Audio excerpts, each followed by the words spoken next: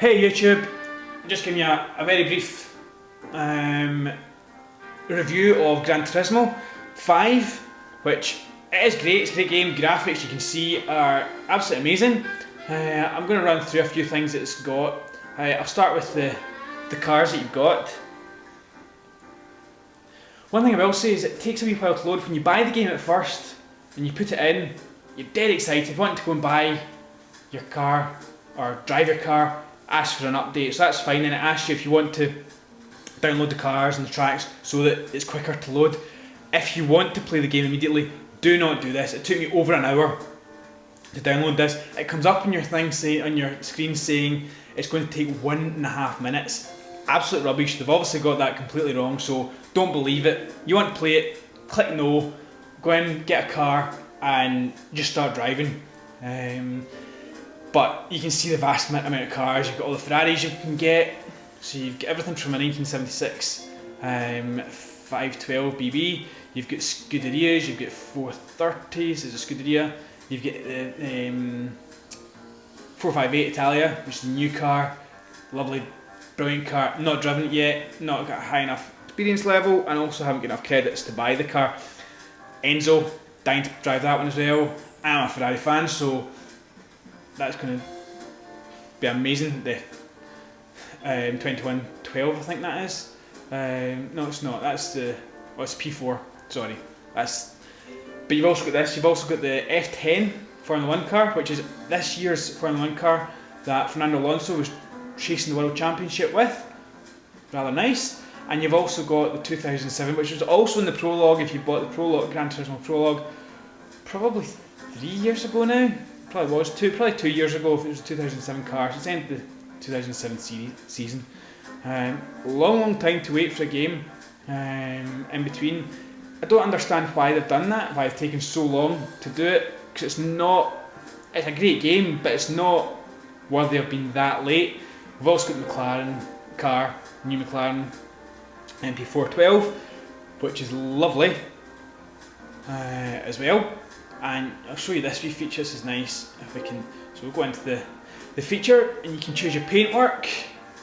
Let's see, a white one, and then you can go to you can see at the sides it comes up daytime, so that's what it's like during the day. It comes up at sunset, just the sort of orangey glow to it, and this is night. I really like this view, and I think that car looks absolutely fantastic at night in a night view. So that's obviously how it would look when you're racing. So anyway. In fact, you can do this as well. Push the demo button. I'm probably not going to get through all this because I've only got 10 minutes and for YouTube. But yeah, the game's taken a year. Well, sorry, it's not taken a year. It's been a year late, which is absolutely awful considering the Xbox equivalent of Forza has been out for ages. Forza has also got motorbikes in it, which is great. Here's the demo. Listen to this as well. It's absolutely amazing. They've actually gone and recorded the sounds from these cars. Whether that's part of the reason for it taking so long, I don't know. Or there've been cars that they want to put on that haven't actually been out like this. I don't know. They've not given any excuse. GT games have always been late. So who knows, maybe they'll get one right in time if they ever do another one after this. But yeah, as I was saying, Forza seems to be a better game as in what you can do, because you can just go straight into it and you can play right away. So that's the garage for Gran Turismo. There's hundreds of cars in it. There's not that many older cars, and when they're older cars are real rubbish.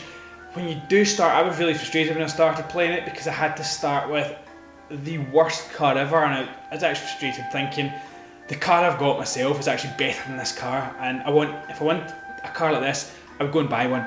But once you get, after a few race wins, you can go and buy something decent, you can buy something fast, and it is good fun.